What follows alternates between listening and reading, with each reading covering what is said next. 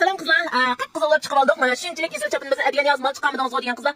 Tuniga chiqqan malning bir soni bir qadar ko'p bo'lgan chiqqan malni ratlab unda qilishim ish ketdi. Ana shu mal chiqib qoldi deb o'tib do'kon uni bilan xaridorlarimiz taxajaq ishindigan. Shunga adigan xaridor kutish boshqa ishlarimiz bilan shu do'yong chiqamay qolib qoldim. Men sevadigan do'stlarga ko'p rahmat. Sevadigan ko'zga go'min qilib ketgan ko'zga sayt ko'rib ketganlarga ulug' rahmat. Shunga mono chapdan qizlar ikki xil chiqdi deyman qizlar. Ma'vo mening kegini bo'lsa bo'yi uzunroq chiqdi. Mana ko'rdingmi? Ma'vo yanpash yapgan chiqdi. Ajonim chiqsa mana kaltlar çıkıyor, yakıp asana okşumaydı, şekillendirip okşumaydı. Tonko bilen kemse, yok bilen kemse, işten bilen kemse, ne bilen kemse, bek çıraylık şudu. Benim çarım kısmı kayalım. Ben aldığında uçuk koyup kemse anlam şunçeli çıraylık şudu. Esen anlamı bana. Müştak kemse anlamı. Ancak kısmı ortak numar, benim çarım kemse ortak numar, ben oraya kalsa, şuram. Eyni akı.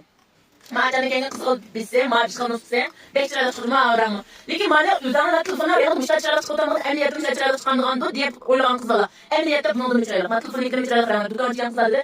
Hem de bey satkan okuyan bu yerlerini çıkarıp ben necelerine girmek, gözüne al çekme, kart çekme olarak gelirken, öyle durup, içine sırlara kalırken. Şuna bek bu yerlerini çıkarmayı bana gelirken, amal var. Şuna, keygen sağlan uç çıkar yerlerini müsaade çıkarıp verek, tumalını çıkarıp verek. Hava yerlerini beni çıkarıp ketmeyi, Allah kalmak şöyle her zaman. Şuna, şu müşteri çapan ihtiyacım battı diyen kızlarla, benim kegnimden mavi karısı, bir rang. Müşteri çapan keygen battı diyen kızlarla, emse şaştırmaz, süpet ve şipez çıkıcıma kızlarla.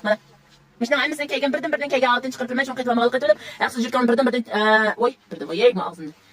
Ma gittim çanı kulatmaya, çarçap qağa okşayımız. Ana dekin çıkan gansarada yok bulan türü bir kadar köp kızlar. Şunu birden anda kıdığaşımız bir katalak tüyüde. Onda yorum, onda peyçapımızdan mı kalsın, bek, noçmalarımızdan mı geldi kızlarla. Birden çıkarıp vermek, ayımıza hayır hoş gettik, jireksilik etti, yanılık.